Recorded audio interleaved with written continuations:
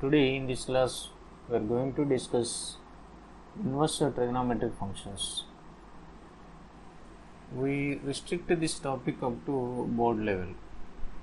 So in the further classes we extend our theory to mains and advanced level. So what is inverse trigonometric functions? So as part of inverse trigonometric functions, let us discuss about inverse function. What is an inverse function? Suppose a function f defined from x to y is defined to be invertible if there exists a function g from y to x. What is y? Y is the codomain of f. What is x? X is the domain of f. So there is a function g defined from y to x such that g circle f is equal to ia, ix and f circle g is equal to iy. So if this condition is satisfied by such g, then g is said to be, then g is called inverse of f and it is denoted by f inverse. g అనే దాన్ని f యొక్క inverse అంటాం. ఆ inverse ఫంక్షన్ని f inverse తో denote చేస్తాం. f పైన -1 రాస్తాం. It is not equal to 1 by f actually. So a function is to be invertible. ఆ ఫంక్షన్ ఇన్వర్టిబుల్ అవ్వాలంటే ఇటువంటి ఫంక్షన్ ఒకటి ఎగ్జిస్ట్ అవ్వాలి. ఈ విధంగా g circle f is equal to ix, f circle g is equal to iy లాగా. So also if f is invertible then f must be 1 అయి ఉండాలి, ఆన్ టు అయి ఉండాలి. If f is to be invertible then f must be 1 and onto, then only it is invertible. If f is 1 and onto, then f must be invertible. So converse, పైన ఉన్న స్టేట్మెంట్కి converse. f invertible అవ్వాలంటే f అనేది 1 onto అవ్వాలి. ఒకవేళ f 1 onto అయ్యిందంటే f must be invertible. Both exist. Suppose let us have a close look on this example. So let f of x is equal to x square, g of x is equal to root x for all x belongs to n. Here g circle f of x is equal to, g circle f of x అంటే g of f of x కదా. Circle definition ఫంక్షన్స్లో నేర్చుకున్నాం. అంటే g of f of x అంటే g of f of x is equal to x square. So that implies g of x square. What is g of x? Root x. x ప్లేస్లో ఏముంది?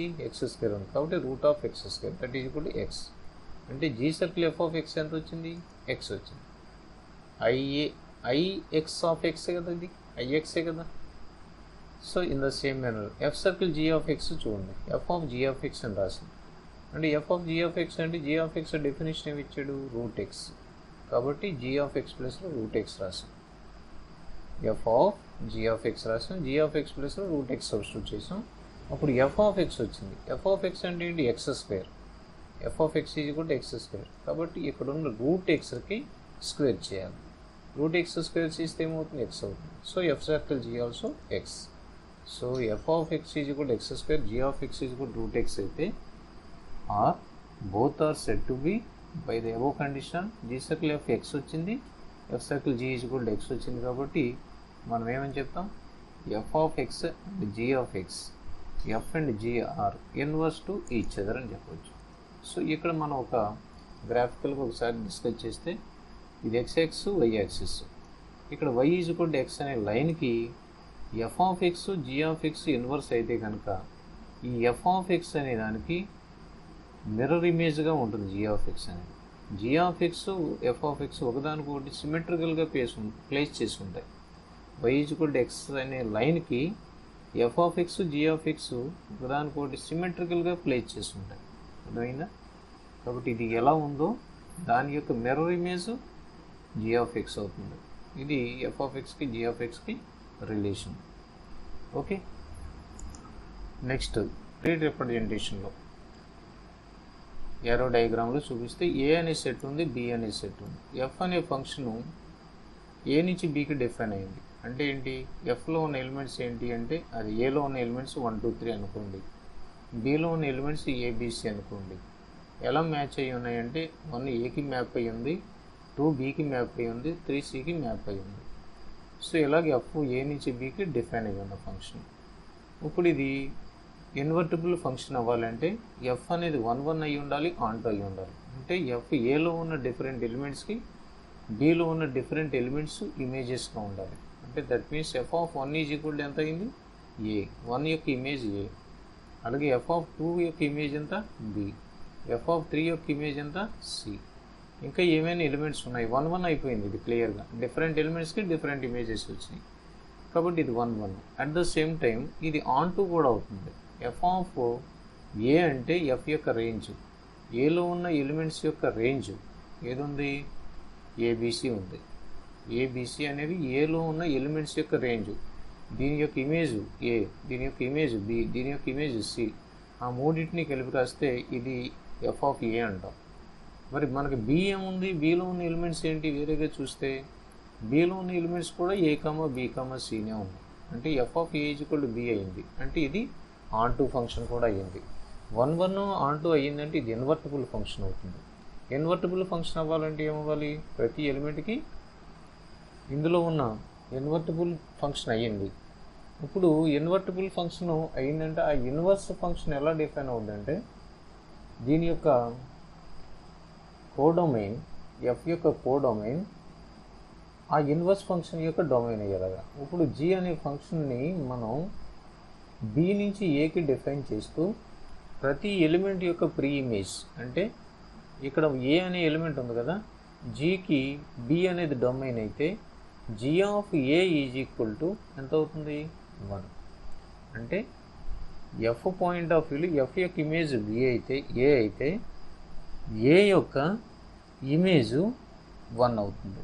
ఏది, g point of వ్యూలో g అనే ఎలిమెంట్కి B నుంచి ఏకి define అవుతుంది. దీని యొక్క ఇమేజ్, దీని యొక్క ఎలిమెంట్స్ జీ యొక్క డొమైన్ ఏదైతే ఉందో దాని యొక్క ఆ ఎలిమెంట్స్ యొక్క ఇమేజెస్ ఏలో ఉంటాయి. G of a is equal to 1, అలాగే g of b is equal to 2, అలాగే g of c is equal to 3 అయ్యేలాగా ఒక ఫంక్షన్ జీ అనేది బి నుంచి ఏకి డిఫైన్ అయితే ఆ ఫంక్షన్ ఏమంటాం, జీ అనే ఫంక్షన్ ఎఫ్ ఇన్వర్స్ అంటాం. Inverse of the function at is denoted by F power -1. F power -1 is not equal to 1/f. -1 ఉందని 1/f అనుకోకూడదు, ఎఫ్ ఇన్వర్స్ అంటాం దీన్ని. అంటే ఇన్వర్స్ ఫంక్షన్. మనం ఇప్పుడు ఇన్వర్స్ ఫంక్షన్ ఎలా ఎగ్జిస్ట్ అవుతుంది అన్నది నేర్చుకున్నాం. Let us discuss about graph of y = sin inverse of x. అసలు ఈ ఇన్వర్స్ ఫంక్షన్ యొక్క గ్రాఫ్ ఎలా ఉంటుంది అనేది డిస్కస్ చేయాలి. సో దానికంటే ముందు y = sin x యొక్క గ్రాఫ్ని అర్థం చేసుకోవాలి. y = sin x అనే గ్రాఫ్ని మనం వేరియస్ వాల్యూస్ తీసుకుని డ్రా చేస్తే x, y = sin x. x 0 తీసుకుంటే y కూడా 0.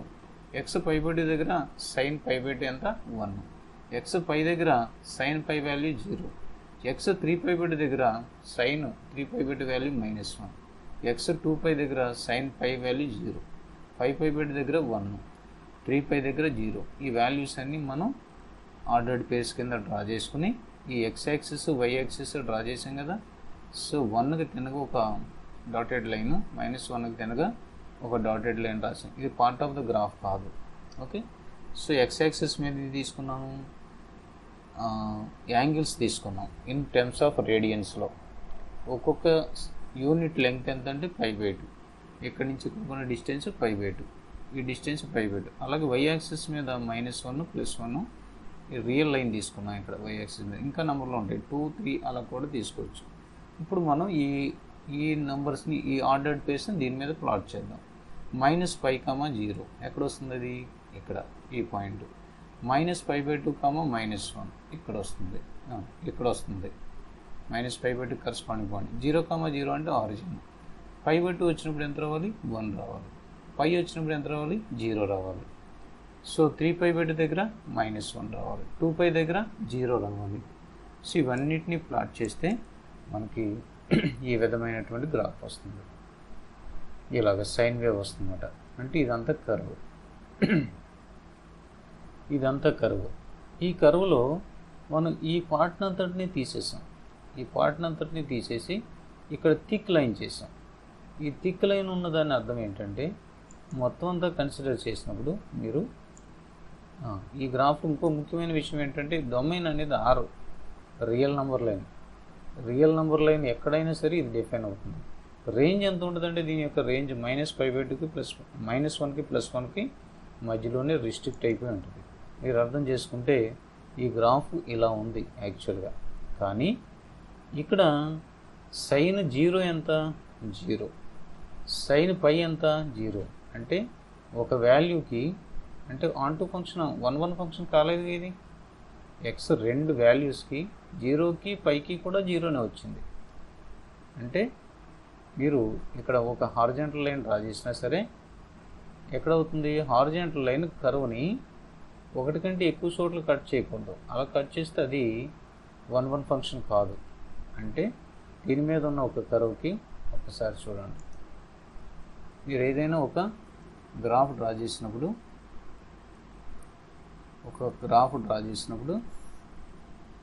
ఒక కర్వ్ ఇలా ఉంది అన్నాడు. ఇలా ఉంది అన్నప్పుడు ఇది y యాక్సిస్ కదా, ఇది x యాక్సిస్ కదా. దీని మీద 0, 1, 2, 3, 4 వేరే గ్రాఫ్ ఏదైనా అనుకోండి, ఇదే కాదు వేరే గ్రాఫ్ ఏదైనా అనుకోండి. ఇది 1, ఇది 2 ఇలా పాయింట్స్ తీసుకున్నాం. ఇప్పుడు నేను ఏం చేశానంటే ఇక్కడ ఒక హారిజాంటల్ లైన్ డ్రా చేశాను.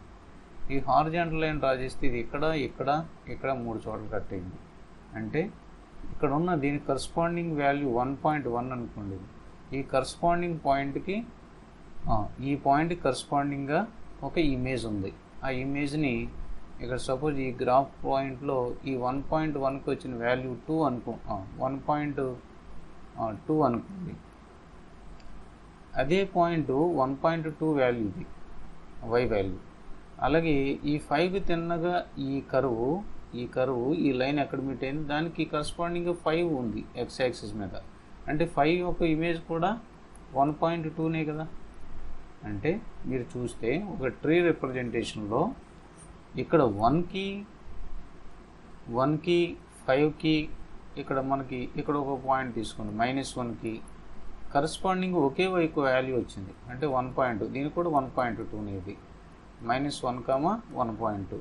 అంటే ఈ పాయింట్ కానీ ఈ పాయింట్ కానీ ఇమేజెస్గా 1కి ఇమేజ్ అయ్యి ఉంది, 5కి ఇమేజ్ అయ్యింది, -1కి కూడా ఇమేజ్ అయ్యింది. ఎలా ఉంది ఈ ఫంక్షన్? 1 అనే ఫంక్షన్ కాదు, ఇది 1 అనే ఫంక్షను కాదు.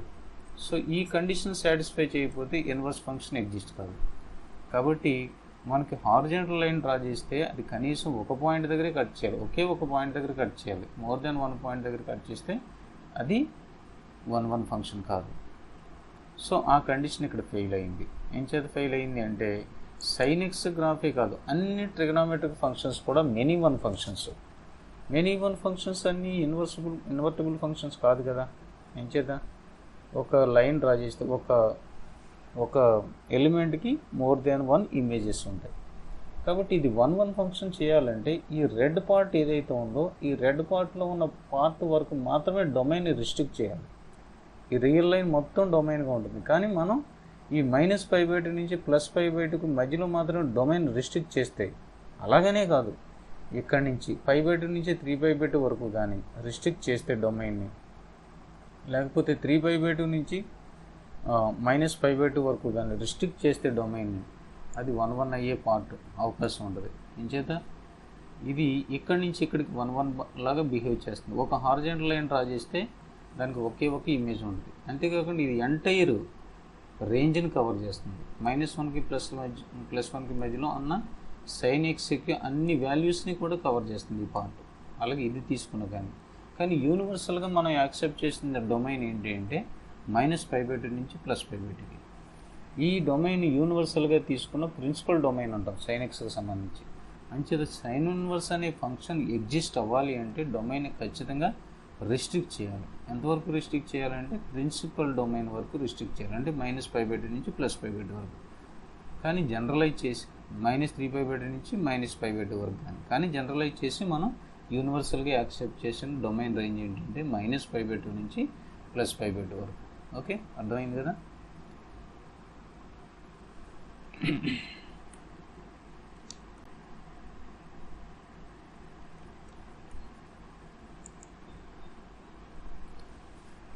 ఇప్పుడు చూద్దాం. We restrict the domain of sin x sine function to minus pi by 2 to pi by 2. Sine function is not one function actually, but we restrict the domain of sine function to minus pi by 2 to pi by 2. Then it becomes 1 and on to with the range minus pi by 2 to plus pi by 2. అంటే sign ఎక్స్కి సంబంధించిన అన్ని values కూడా ఇందులో వచ్చేస్తాయి, minus pi by 2 నుంచి plus pi by 2, ఏకి ఏమీ మిగలకుండా.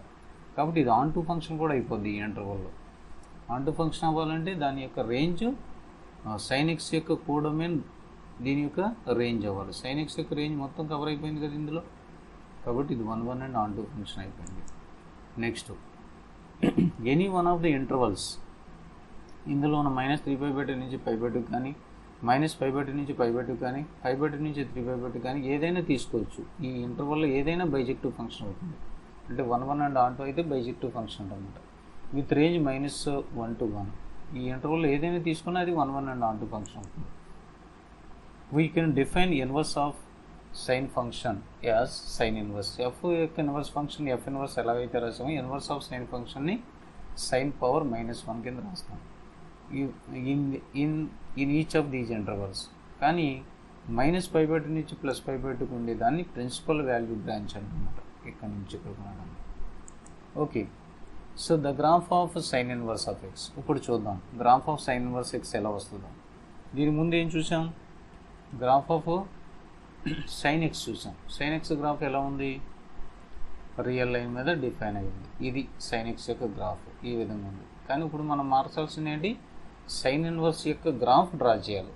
Sine inverse యొక్క గ్రాఫ్ డ్రా చేయాలంటే దీని యొక్క కోడొమైన్ నుంచి సైన్ ఎక్స్ యొక్క కోడొమైన్ నుంచి సైన్ ఎక్స్ యొక్క డొమైన్కి డిఫైన్ అయ్యే ఫంక్షన్ అవుతుంది. సో సైన్ ఎక్స్ యొక్క రేంజ్ ఎంత, -1 to 1. అంచేత ఈ -1 to 1 దీనికి ఏమవుతుంది, సైన్ ఇన్వర్స్ ఎక్స్కి డొమైన్ అవుతుంది.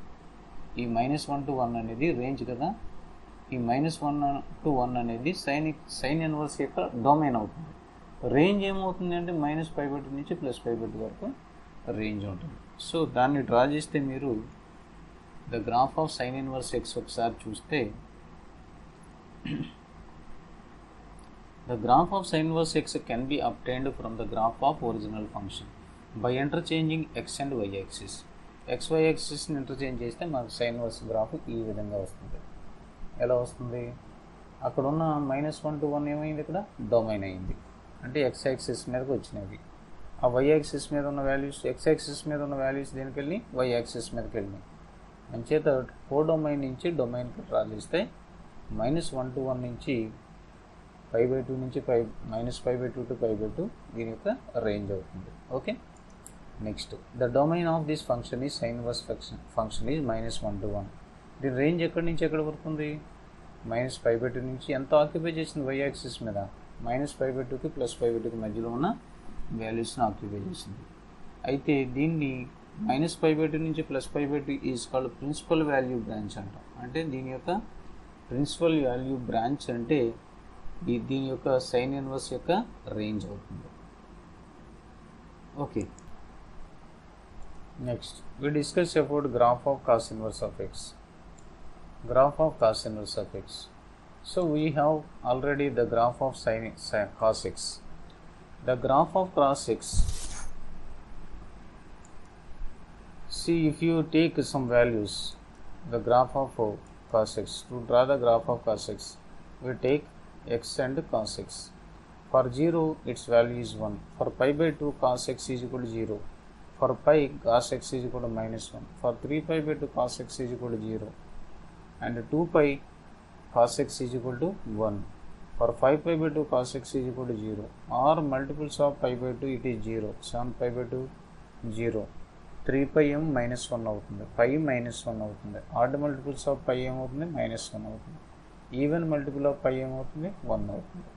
అలాగే ఇవి ఆర్డర్డ్ పేర్స్గా తీసుకుని మనం గ్రాఫ్ డ్రా చేస్తే x యాక్సిస్ y యాక్సిస్ తీసుకుని x యాక్సిస్ మీద రేడియన్స్లో యాంగిల్ మెజర్ చేసి y యాక్సిస్ మీద ఈ రియల్ నెంబర్స్ని ప్లేస్ చేసి డ్రా చేస్తే మనకు వచ్చిన కాస్ ఎక్స్ గ్రాఫ్ మీకు ఇది ఈ విధంగా డ్రా చేయొచ్చు, -1కి +1కి మధ్యలో. And cos of 2nπ + x is equal to cos x, know this formula. And also domain range ఏమవుతుంది, డొమైన్ రియల్ నెంబర్ అవుతుంది, రేంజ్ ఏమో -1కి +1కి మధ్యలో ఉంటుంది. ఇప్పుడు మనకి ఈ కాస్ ఎక్స్ గ్రాఫ్లో తీసుకుంటే కాస్ 0 కానీ కాస్ 2π కానీ 1 ఇస్తుంది వాల్యూస్. కాస్ 0 దగ్గర 1 వచ్చింది, కాస్ 2π దగ్గర 1 వచ్చింది, అంటే ఒకే వాల్యూకి డిఫరెంట్ వాల్యూస్కి సేమ్ ఇమేజ్ వచ్చింది. కాబట్టి ఈ ఫంక్షన్ ఏమంటాం, నాట్ 1 ఫంక్షన్ అంటాం. ఏం చేత రెండు వాల్యూస్కి ఒకే ఇమేజ్ రాకూడదు. అలాగే మీరు ఒక హార్జెంటల్ లైన్ డ్రా చేస్తే అక్కడ కర్వ్ని మోర్ దెన్ 1 పాయింట్ దగ్గర కట్ చేయకూడదు. అలా చేస్తే ఒకే వాల్యూకి మోర్ దెన్ 1 ప్రీ ఇమేజెస్ ఉన్నట్టు. Next, if you restrict the domain of cos X to 0 to π, ఇక్కడ మనం కాస్ ఎక్స్ యొక్క డొమైన్ని రిస్ట్రిక్ట్ చేస్తే కనుక, అంటే 0 నుంచి πకి రిస్ట్రిక్ట్ చేస్తే కనుక అన్ని వాల్యూస్ వచ్చేస్తాయి. కాస్ ఎక్స్ ఉన్న -1కి +1కి మధ్యలో ఉన్న అన్ని వాల్యూస్ వస్తాయి. కాబట్టి ఇలాగ రిస్ట్రిక్ట్ చేసినప్పుడు ఈ ఫంక్షన్ ఏమవుతుందంటే ఒక వాల్యూకి ఒకే ఇమేజ్ ఉంటుంది. అంచేత 1 ఫంక్షన్ అవుద్ది. ఈ లైన్ ఇక్కడి నుంచి ఇక్కడికున్న లైన్ మొత్తం అంతా కూడా ఎంటైర్ కాస్ వాల్యూస్ని జనరేట్ చేస్తుంది. అంటే ఆన్2 ఫంక్షన్ అవుతుంది, 1 కూడా అవుతుంది. అట్ ద సేమ్ టైం ఇందులో ఉన్న ఏ బ్రాంచ్నైనా సరే -π నుంచి 0 కానీ, ఇలాగా ఈ ఇంటర్వల్లో కానీ, లేకపోతే 0 నుంచి π వాల్యూ కానీ, లేకపోతే π నుంచి 2π ఇంటర్వల్లో కానీ, లేకపోతే 2π నుంచి 3π ఇంటర్వల్లో కానీ, మొత్తం ఏ బ్రాంచ్ అయినా సరే 1 ఫంక్షన్ అవుతుంది, బైజెక్టివ్ ఫంక్షన్ అవుతుంది. 1 అండ్ ఆన్2 అవుతుంది, that is called bijective function అవుతుంది. ఇందులో ఏ ఇంటర్వల్ అయినా సరే దీన్ని మనం బైజెక్టివ్ ఫంక్షన్గానే తీసుకోవచ్చు. అయితే ప్రిన్సిపల్గా యాక్సెప్ట్ చేసింది ఇందులో 0 to π ఉన్నదాన్ని ఏమంటాం అంటే ప్రిన్సిపల్ వాల్యూ బ్రాంచ్ అంటాం. కాబట్టి ఇక్కడ 0 to π అనేది యూనివర్సల్గా దీన్ని రిస్ట్రిక్ట్ చేసిన డొమైన్ అవుతుంది. సో 0 to π అనే దాన్ని యూనివర్సల్గా రిస్ట్రిక్ట్ చేసిన డొమైన్ అవుతుంది. ఇప్పుడు ఈ విధంగా డిఫైన్ చేసిన కాస్ ఫంక్షన్ యొక్క ఇన్వర్స్ని కాస్ ఇన్వర్స్ ఫంక్షన్ అంటాం. ఇందులో ఏ ఇంటర్వల్ అయినా మనం కన్సిడర్ చేయొచ్చు, కానీ జనరల్గా ఏం తీసుకోవాలి, 0 to π is called principal value branch. So అంచేత ఈ రెడ్ మార్క్తో ఉన్నటువంటి బ్రాంచ్లోనే మనం దీన్ని గ్రాఫ్ని రిస్ట్రిక్ట్ చేస్తాం, మిగతాదంతా కూడా రిమూవ్ చేస్తాం. అలా రిమూవ్ చేయడం వల్ల ఒక cos inverse x graph form అవుతుంది. కాస్ ఇన్వర్స్ ఎక్స్ గ్రాఫ్ ఎలా వస్తుందంటే by interchanging x and y axis, x axis and y axis interchange చేయడం వల్ల ఇప్పుడు ఏమవుతుంది, -1 to 1 ఉన్నది ఏమైంది, ఇక్కడ -1 to 1 రేంజ్ ఏమైంది, డొమైన్ అయిపోయింది. డొమైన్ ఎక్స్ యాక్సిస్ మీద వచ్చింది. అంచేత ఎక్స్ యాక్సిస్ని వై యాక్సిస్ గాను, వై యాక్సిస్ని ఎక్స్ యాక్సిస్ గాను మార్చుకుంటాం. దీని యొక్క రేంజ్ ఏమవుతుందంటే 0 to π. అక్కడ డొమైన్గా తీసుకున్నది ఇక్కడ రేంజ్ అయింది, అక్కడ రేంజ్లో ఉన్నది ఇక్కడ డొమైన్ అయింది. కాబట్టి కాస్ ఇన్వర్స్ ఎక్స్ గ్రాఫ్ ఈ విధంగా ఎగ్జిస్ట్ అవుతుందంటే, సో దీని యొక్క -1 దగ్గర దీని వాల్యూ π అవుతుంది. కాస్ ఇన్వర్స్ ఆఫ్ ఎక్స్ ఇలా రాయాలి. Okay,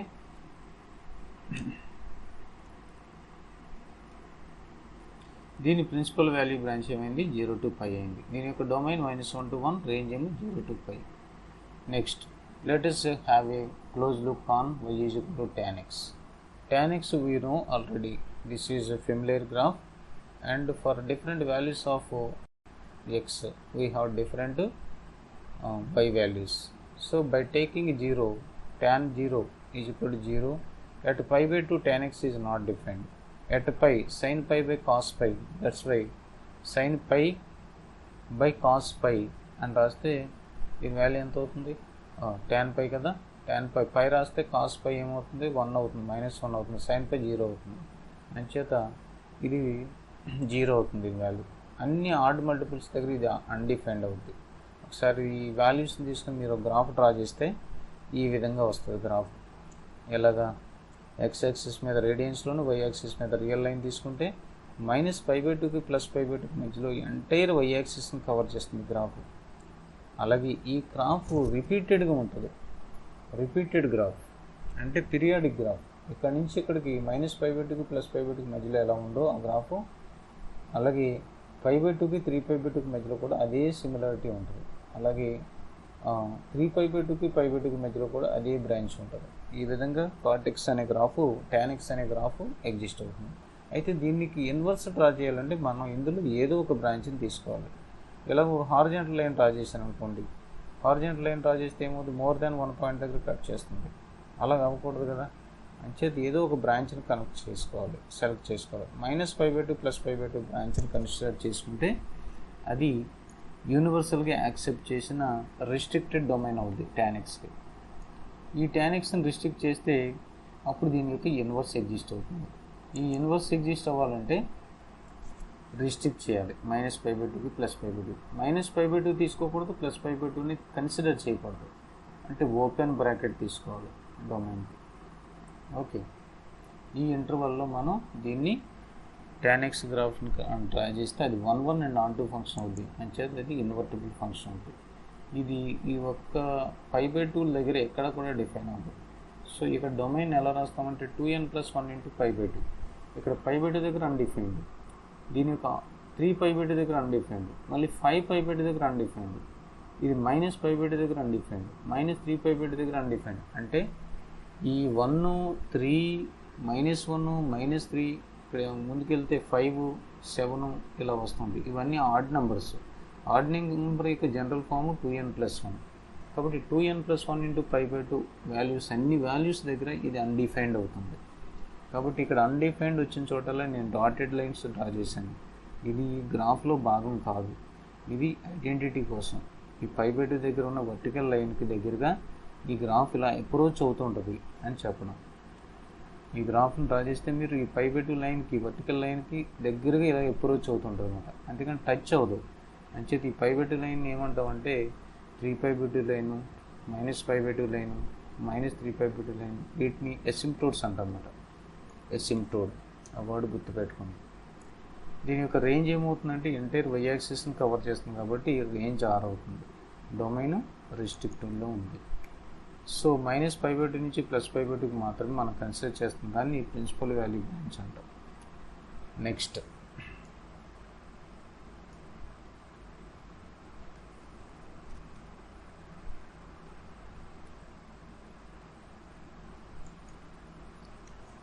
graph of tan inverse of x.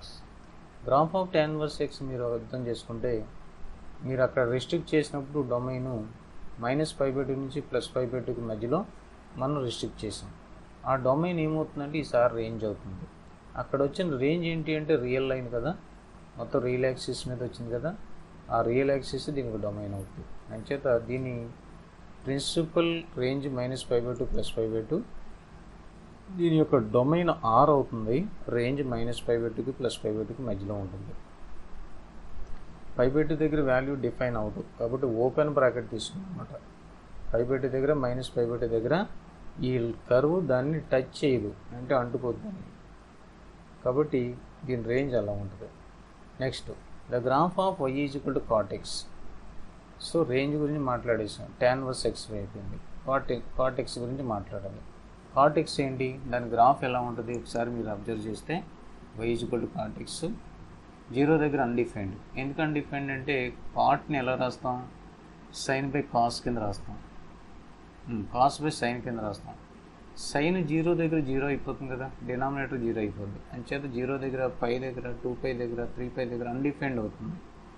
మరి π/2 దగ్గర ఎక్కడ తీసుకున్నది 0 అవుతుంది. అంచేత cos/sin కదా, cos/నే 0 అయిపోతుంది. cos/2 0, cos3π/2 0, cos5/2 0, 0/1 0 కాబట్టి ఇది 0 అవుతుంది. ఇప్పుడు మీరు గ్రాఫ్ డ్రా చేస్తే ఈ ఆర్డర్డ్ పేస్ తీసుకుని మనకి ఈ విధంగా cot x గ్రాఫ్ ఎగ్జిస్ట్ అవుతుంది. 0కి πకి మధ్యలో tan x ఎలా అయితే ఉందో దానికి రెసిప్రోకల్గా ఉంటుంది. ఇది దానికి రెసిప్రోకల్ అంటే tan x ఎలా వచ్చింది, ఎలా వచ్చింది, దానికి రెసిప్రోకల్ అంటే ఇటువైపు వచ్చింది అన్నమాట. అలాగే ఈ బ్రాంచ్ కూడా సిమిలర్, ఈ బ్రాంచ్ కూడా సిమిలర్, ఇవన్నీ కూడా సిమిలర్గా ఉన్నాయి ఈ బ్రాంచెస్ అన్నీ. అయితే మనం కన్సిడర్ చేసేది 0 to π ఇంటర్వల్లో దీని ప్రిన్సిపల్ వాల్యూగా కన్సిడర్ చేస్తాం. అండ్ డొమైన్ ఏమవుతుందంటే, డొమైన్ ఈ పైల దగ్గర డిఫైన్ అవుతుంది. π దగ్గర, 2π దగ్గర, 3π దగ్గర డిఫైన్ అవుతుంది. ఎందుకు డిఫైన్ అవుతుందంటే cos x అనేదాన్ని, cot x అనేదాన్ని cos x/sin xగా రాస్తాం. sin π దగ్గర, 2π దగ్గర, 3π దగ్గర, అన్ని పైల దగ్గర కూడా 0 అయిపోతుంది. nπ 0 కదా, అంచేత ఈ పైల దగ్గర డిఫైన్ అవ్వదు. కాబట్టి ఈ వర్టికల్ లైన్స్ డ్రా చేశాను, అక్కడ డిఫైన్ అవ్వదని. అయితే మిగతా చోట్ల, అన్ని చోట్ల డిఫైన్ అవుతుంది. కాబట్టి దీని యొక్క డొమైన్ ఏమవుతుందంటే R-nπ అని రాస్తాం. రేంజ్ R, y యాక్సిస్ మొత్తాన్ని కవర్ చేస్తుంది. ఇది ఇక్కడ వరకు ఉంటుంది కాదు, ఇంకా ఎక్స్టెండ్ చేయొచ్చు దీన్ని. అయితే 0 to π ఉన్నదాన్ని ప్రిన్సిపల్లో వాల్యూ బ్రాంచ్ అంటాం. ప్రిన్సిపల్ వాల్యూ బ్రాంచ్ అంటే 0 to 5. Okay, next the graph of cot inverse of x. ఒకసారి చూస్తే అక్కడ డొమైన్ ఇక్కడ రేంజ్గా తీసుకోవాలి, అక్కడ రేంజ్ని ఇక్కడ డొమైన్గా తీసుకోవాలి. సో రియల్ లైన్ మనం కన్సిడర్ చేస్తాం. దీని మీద గ్రాఫ్ డ్రా చేస్తే మనకి రియల్ లైన్ మీద 0కి 5కి మధ్యలో ఎంటైర్ గ్రాఫ్ మనకి జనరేట్ అవుతుంది. 0కి 5కి మధ్యలో ఎంటైర్ గ్రాఫ్ జనరేట్ అవుతుంది అన్నమాట. ఇది graph of cot inverse of x. ఒకసారి అర్థం చేసుకుంటే అబౌవ్ ఎక్స్ యాక్సిస్ ఉంటుంది. ఇది 5/2 దగ్గర ఇది వై యాక్సిస్ని కట్ చేస్తుంది. 5 దగ్గర టచ్ అవ్వదు, 5 దగ్గర ఉన్న హారిజాంటల్ లైన్కి అప్రోచ్ అవుతుంటుంది ఇది. అలాగే ఎక్స్ యాక్సిస్ని టచ్ చేయదు, అప్రోచ్ అవుతుంటుంది ఎక్స్ యాక్సిస్కి. నువ్వు ఇలా వెళ్ళే కొద్దీ కూడా లార్జర్ అండ్ లార్జర్ వాల్యూస్ తీసుకునే కొద్దీ కూడా ఈ కాట్ ఇన్వర్స్ ఆఫ్ ఎక్స్ యాక్సిస్కి అప్రోచ్ అవుతూ ఉంటుంది. అలాగే 5 దగ్గర వాల్యూస్కి వై యాక్సిస్కి అప్రోచ్ అవుతుంటుంది కర్వ్. ఈ curve positive above x axis ఉంటుందన్నమాట, 0కి 5కి మధ్యలో ఉంటుంది. అలాగే కాస్ ఎక్స్ కూడా అంతే, కాస్ ఎక్స్ గ్రాఫ్ కూడా 0కి 5కి మధ్యలోనే ఉంటుంది. డొమైన్ ఆరు range 0 to 5. The graph of secant X. Secant X యొక్క గ్రాఫ్ చూస్తే మనకి మీరు ఆల్రెడీ సీకెంట్ ఎక్స్కి డొమైన్ వాల్యూస్ ఇవి తీసుకుని మనకి వాల్యూస్ డ్రా చేస్తే 5/2 దగ్గర నాట్ డిఫైన్డ్. ఇది ఇంచేత కాస్ ఎక్స్ డినామినేటర్గా ఉంటుంది కాబట్టి. సో మిగతా వాల్యూస్ దగ్గర ఎలా వచ్చినాయో చూసుకోండి. 2π దగ్గర 1 అవుద్ది, π దగ్గర -1 అవుద్ది. కాస్ ఎక్స్ ఎలా వస్తుందో ఇంచుమించు అలాగే మీకు కూడా వాల్యూస్ వస్తాయి. 5/2 దగ్గర π దగ్గర మల్టిపుల్. సో దీని గ్రాఫ్ ఇలా ఉంటుంది. ఇలా ఉంటుంది, కప్పు క్యాప్ షేప్లో ఉంటుంది. -1కి +1కి మధ్యలో గ్రాఫ్ ఎగ్జిస్ట్ అవ్వదు. ఈ గ్రాఫ్ మొత్తం -1కి +1కి మధ్యలో ఎగ్జిస్ట్ అవ్వదు. ఈ ఎంటైర్ గ్రాఫ్ ఖాళీ. 1 నుంచి పైకి ఇన్ఫినిటీ వరకు, -1 నుంచి కిందకి -∞ వరకు ఈ గ్రాఫ్ ఎగ్జిస్ట్ అవుతుంది. ఓకే, ఇది దీని విధంగా. ఇప్పుడైతే దీంట్లో మనం ఒక హారిజాంటల్ లైన్ డ్రా చేసామనుకోండి, ఇది 1 ఫంక్షన్ కాదు. సో 1 ఫంక్షన్ ఎక్కడ కాదంటే ఈ హారిజాంటల్ లైన్ ఈ పైన 1కి పైన కానీ -1కి కింద కానీ హారిజాంటల్ లైన్ డ్రా చేస్తే ఇది 1 ఫంక్షన్ కాదు.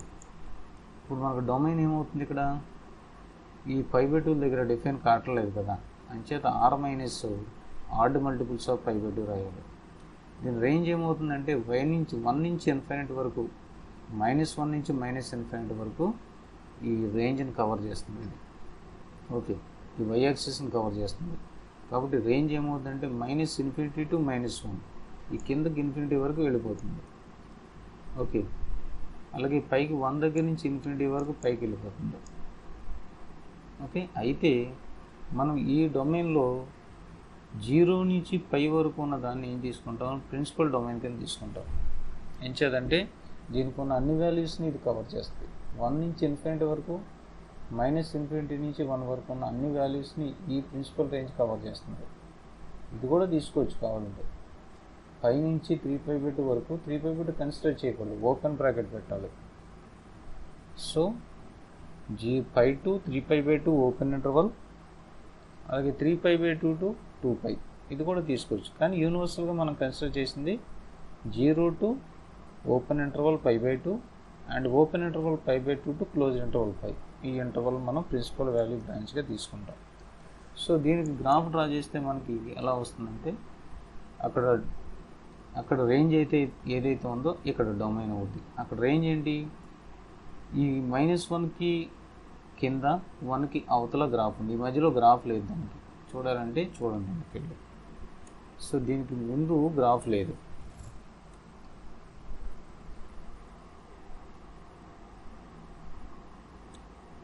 ఈ మధ్యలో -1కి +1కి మధ్యలో గ్రాఫ్ లేదు. ఇక్కడ నుంచి -1 నుంచి +1కి మొత్తం ఖాళీ. ఎంచేత సీకెంట్ ఎక్స్ డెఫినేషన్ అదే కదా, 1/cos x కదా. సో దాని డెఫినేషన్ బేస్ చేసుకుని ఇక్కడ రాదు. ఇప్పుడు మనకి ఎక్కడి నుంచి ఎక్కడికి ఉంటుంది అంటే 1 నుంచి పైకి, -∞ నుంచి 1 వరకు. ఈ -1కి కింద ఇలా చాలా వరకు వెళ్ళిపోవచ్చు కదా, ఇది కూడా చాలా వరకు పైకి వెళ్ళిపోవచ్చు. అప్ టు ఇన్ఫినిటీ వరకు వెళ్ళొచ్చు, అప్ టు -∞ వరకు వెళ్ళొచ్చు, క్లోజ్డ్ అండ్ క్లోజ్డ్ వాల్యూస్ తీసుకుంటే. అయితే మనకి ఇక్కడ వరకు ఉండి మళ్ళీ ఇక్కడి నుంచి ఇక్కడికి ఉంది, అంటే ఇది ఇన్ఫినిటీ వరకు టెండ్ అవుతుంది వాల్యూ. π/2 దగ్గర డిఫైన్ అవ్వదు, కానీ π/2కి రైట్ సైడ్ వస్తే ఇది -∞ దగ్గర నుంచి π వరకు టెండ్ అవుతుంటుంది. సరి గుర్తుంచుకోవాలి. So secant inverse x graph draw చేస్తే ఇది దాని యొక్క ప్రిన్సిపల్ డొమైన్ ఏంటి అంటే 0 to π కదా. ఇక్కడ దానికి ఏమవుతుందంటే ఆ ప్రిన్సిపల్ డొమైన్ దీనికి రేంజ్ అవుద్ది. దాని యొక్క రేంజ్ ఇక్కడ కోడొమైన్ అవుతుంది. -1కి +1కి మధ్యలో గ్రాఫ్ రాదు. -1కి యువతల 1కి అవతల మనకి రేంజ్ ఉంది కాబట్టి డొమైన్ కూడా -1కి యువతల 1కి అవతలే తీసుకోవాలి. కాబట్టి -1కి యువతల తీసుకున్న వాల్యూస్కి కర్వ్ ఇలాగ ఎగ్జిస్ట్ అవుతుంది. ఈ విధంగా పైకి ఉన్న కర్వ్ ఏమైంది, హారిజాంటల్ అయింది. x-యాక్సిస్ y-యాక్సిస్గా మారిస్తే ఇలా వచ్చేస్తుంది. దీని ప్రిన్సిపల్ వాల్యూ బ్రాంచ్ ఏమవుతుందంటే 0 to π -π/2 అండ్ డొమైన్ ఏమవుతుందంటే r - -1 to 1. ఇది డొమైన్ కదా, డొమైన్ ఏమైంది r - -1 to 1. రియల్ లైన్ అంతా తీసుకోవచ్చు, కానీ -1కి +1కి మధ్యలో మనం తీసుకోకూడదు డొమైన్లో. ఎంచేత సీకెంట్ ఇన్వర్స్ యొక్క రేంజ్ సీకెంట్ ఎక్స్ యొక్క రేంజ్ సీకెంట్ ఇన్వర్స్ యొక్క డొమైన్. కాబట్టి మీరు ఆలోచించాల్సింది ఏం లేదు, సీకెంట్ ఎక్స్ యొక్క రేంజ్ తీసుకొచ్చి డొమైన్గా రాసేస్తే చాలు. మరి దీని రేంజ్ రావాలంటే ఏం చేయాలి, దీని రేంజ్ రావాలంటే అక్కడ డొమైన్ ఏదైతే ఉందో దీనికి రేంజ్ తీసుకోవాలి. ఓకే, ఇప్పుడు కొసీకెంట్ ఎక్స్ గ్రాఫ్ చూద్దాం. దాని యొక్క ఆర్డర్డ్ పేర్స్ డ్రా చేస్తే ఈ విధంగా వస్తాయి. ఈ ఆర్డర్డ్ పేర్స్ మన గ్రాఫికల్గా రిప్రజెంట్ చేస్తే ఇది కూడా కప్పు క్యాప్ షేపులో ఇలా వస్తుంది. 0 to π దగ్గర 1/2 అవుతుంది, π/2 దగ్గర. అలాగే π దగ్గర డిఫైన్ కాదు. అలాగే -π/2 దగ్గర -1 వస్తుంది, 3π/2 దగ్గర -1 వస్తుంది, ఇక్కడ 5π/2 దగ్గర +1 వస్తుంది.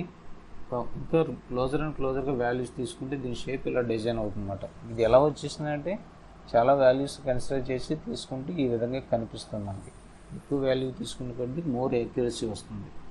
సో అయితే ఇందులో ఎంటైర్ y-యాక్సిస్ని కవర్ చేస్తుంది.